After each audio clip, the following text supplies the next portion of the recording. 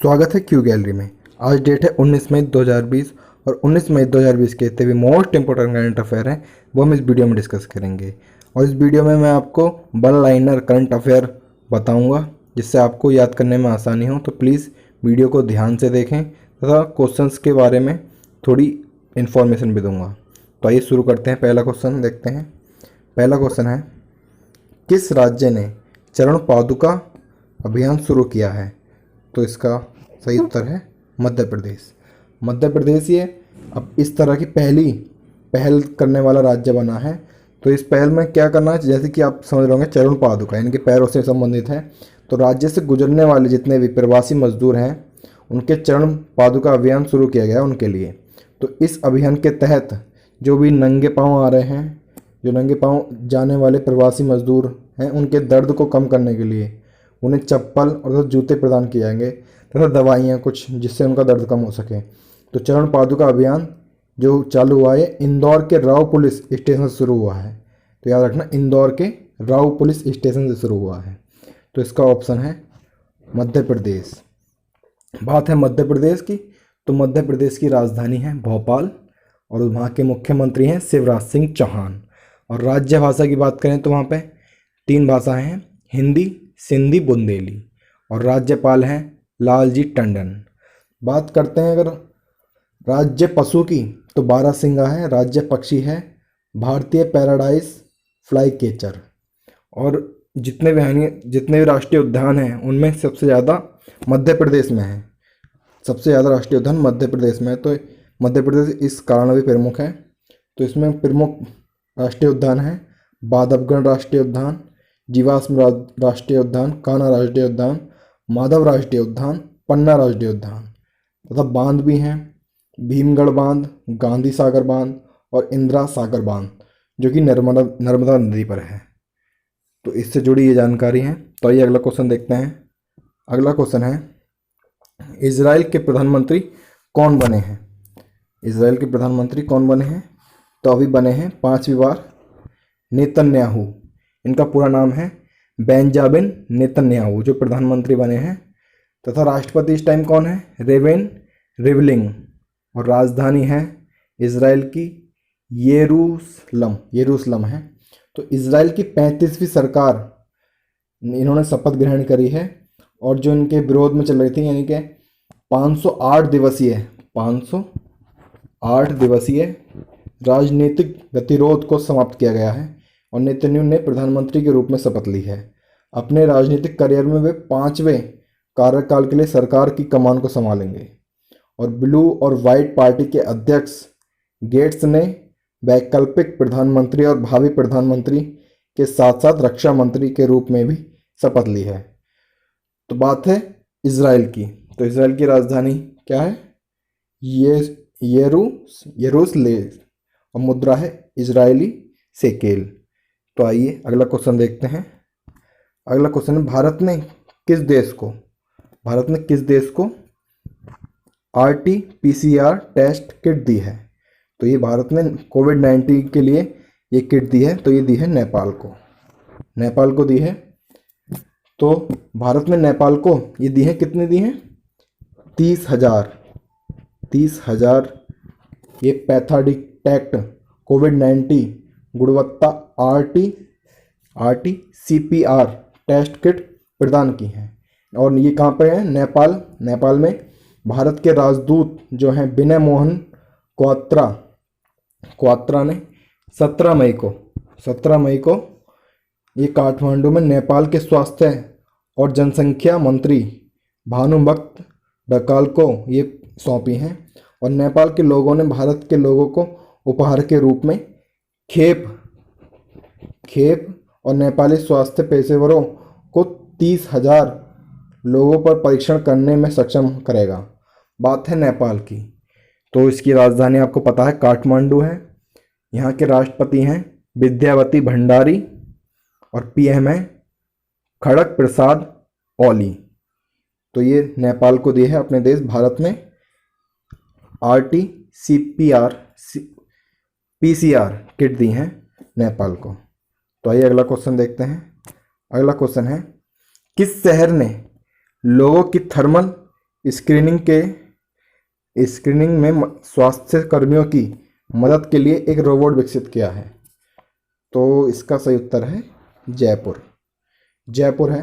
तो जयपुर की एक कंपनी ने कोविड-19 संकट के बीच लोगों की थर्मल स्क्रीनिंग में स्वास्थ्य कर्मचारी जितने भी हैं उनकी मदद के लिए एक रोबोट विकसित किए हैं। ये रोबोट यह भी पहचान सकते हैं कि यदि कोई व्यक्ति अगर नकाब भी लगाया हुआ है तो इसे पहचान सकते हैं। और ये 95% भारत में बना है ये रोबोट, और स्पाइन तकनीकी पर आधारित दुनिया का पहला है। स्पाइन तकनीकी मतलब जो रोबोटों में संतुलन बनाए रखती है उसे स्पाइन तकनीकी बोलते हैं। तो बात है जयपुर की। तो जयपुर को कहते हैं पिंक सिटी भी कहते हैं जयपुर को। अगर क्वेश्चन आए पिंक सिटी किसे कहते हैं तो जयपुर को पिंक सिटी कहते हैं। और फरवरी 2019 में यूनेस्को द्वारा जयपुर को वर्ल्ड हेरिटेज सिटी का दर्जा मिला है। वर्ल्ड हेरिटेज सिटी का दर्जा। तो जयपुर कहाँ की राजधानी है? राजस्थान की राजधानी है जयपुर। और राजस्थान के मुख्यमंत्री हैं अशोक गहलोत, राज्यपाल हैं कलराज मिश्रा। और इनके राजस्थान का उच्च न्यायालय कहाँ पर है? तो यह है जोधपुर में। तो ये आप याद रखना, उच्च न्यायालय है जोधपुर में। तो आइए अगला क्वेश्चन देखते हैं। अगला क्वेश्चन है किस उच्च न्यायालय में एक ई सेवा केंद्र खोला गया है? तो इसको याद रखना, उड़ीसा उच्च न्यायालय में ई सेवा केंद्र खोला गया है। तो ये ई कोर्ट परियोजना के तहत लोगों को विभिन्न सेवाओं तक पहुंचाने में मदद करेगा। और इससे पहले कटक के जिला न्यायालय के लिए भी इसी तरह की सुविधा खोली गई थी। तो इसके द्वारा राज्य के अन्य जिला न्यायालय और उप विभागीय अदालतों में भी चरणबद्ध तरीके से ई सेवा केंद्रों को कार्यात्मक बनाया जाएगा। बात है उड़ीसा की। तो उड़ीसा की राजधानी याद रखना आप, क्या है? भुवनेश्वर। ये तो आपको याद ही होगी, भुवनेश्वर। राज्य भाषा है उड़ीसा। मुख्यमंत्री हैं इस टाइम नवीन पटनायक और राज्यपाल हैं गणेशी लाल। बात राज्य पशु की करें तो सांभर हिरण है और राज्य पक्षी है भारतीय रोलर। और राष्ट्रीय उद्यान की बात करें तो भीतरकानिका राष्ट्रीय उद्यान है। और बांध है इंद्रावती बांध और हीराकुंड बांध है महानदी पर, और इंद्रावती बांध है इंद्रावती नदी पर। तो इससे इतनी जानकारी मिलती है। तो आइए अगला देखते हैं। अगला क्वेश्चन है विश्व उच्च रक्तचाप दिवस कब मनाया गया है? तो इसको आप याद रखना, 17 मई को विश्व उच्च रक्तचाप दिवस मनाया गया है 17 मई को। और इसकी विषय यानी कि इसकी थीम थी अपने नंबर जानिए। इसकी ये थीम है और ये हर साल 17 मई को मनाया जाता है। और ये जो पहली बार बनाया गया था 2005 में वर्ल्ड हाइपरटेंशन लीग द्वारा उच्च रक्तचाप और इसकी चुनौतियों के बारे में जागरूकता बढ़ाने के लिए शुरू किया गया था। तो विश्व उच्च रक्तचाप दिवस 2020 की थीम है अपने नंबर जानिए। उच्च रक्तचाप के कारण स्ट्रोक, दृष्टि हानि और दिल के दौरे, किडनी रोग जैसी कई स्वास्थ्य हानिकारक बीमारियां होती हैं, जिससे जागरूक के लिए ये दिवस मनाया जाता है विश्व उच्च रक्तचाप दिवस 17 मई को। तो ये आप याद रखना। अगला क्वेश्चन देखते हैं। वाहनों को किसने पृथ्वी का सबसे बड़ा और सबसे गर्म ढाल ज्वालामुखी घोषित किया है? तो ये क्या है? मोनोआ में हवाई विश्वविद्यालय। तो मोनोआ में हवाई विश्वविद्यालय के शोधकर्ताओं की एक टीम ने earth and planetary science letters में ऑनलाइन प्रकाशित एक अध्ययन में वाहनों को पृथ्वी का सबसे बड़ा और सबसे गर्म ढाल ज्वालामुखी घोषित किया है। और इससे पहले कौन था?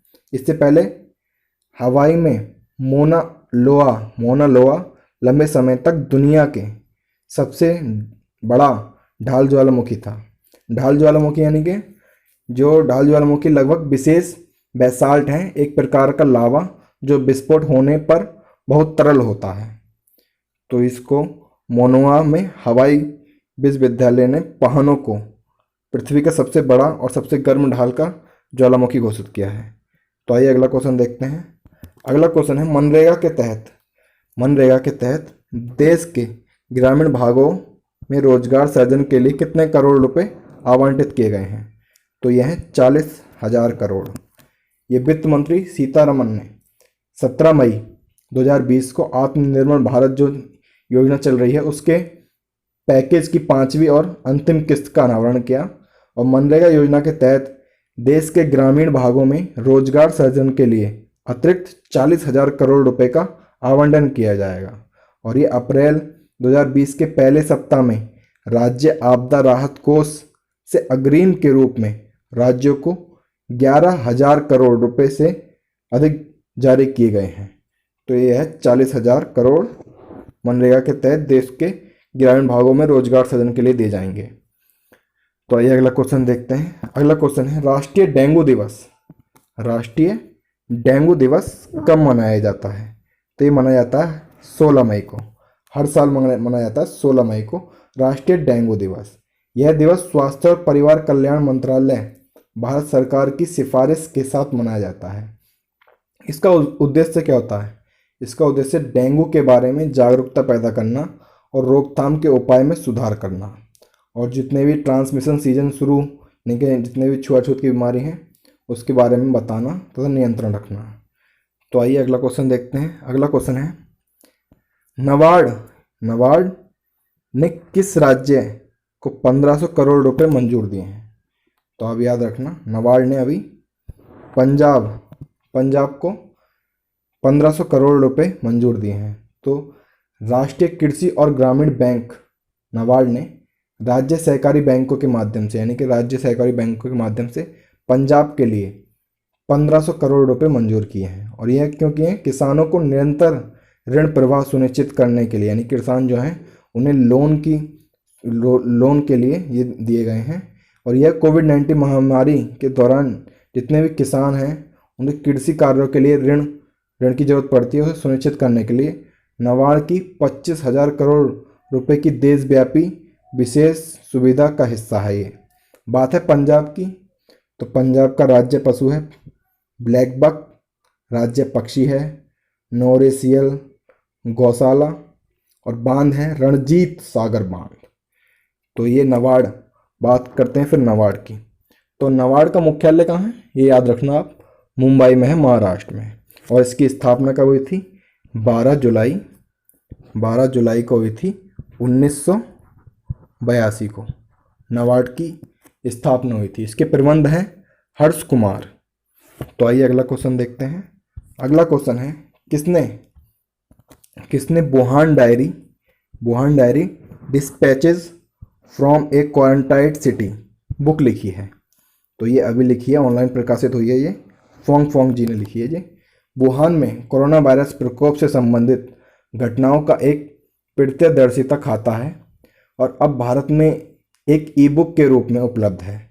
Wuhan diary dispatch from a quarantined city नामक पुस्तक चीनी साहित्यकार हैं ये फांग, इनके द्वारा लिखित कथित है ये, और ऑनलाइन डायरी प्रविष्टि सोशल मीडिया पोस्ट पर मिल जाएगी। तो यह कोविड-19 जो चल रहा है महामारी के दौरान 60 दिनों के लॉकडाउन लगा था वुहान सिटी में, तो ये उस पर आधारित है। तो आइए अगला क्वेश्चन देखते हैं। इसे लिखा है फोंग ने। अगला क्वेश्चन है जो कल दिया था मैंने आपको, कौन सा पहला देश है जिसने कोरोना वायरस महामारी के अंत की घोषणा की है? तो ये बना है स्लोवेनिया बना है पहला देश एशिया का जिसने कोरोना महामारी के अंत की घोषणा की है। तो आज का क्वेश्चन देखते हैं। आज का क्वेश्चन है, किसने गिप्पी का अधिग्रहण किया है?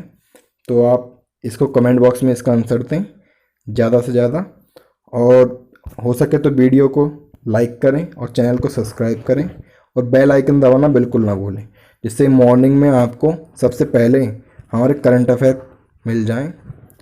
तो आज के लिए इतना ही, धन्यवाद।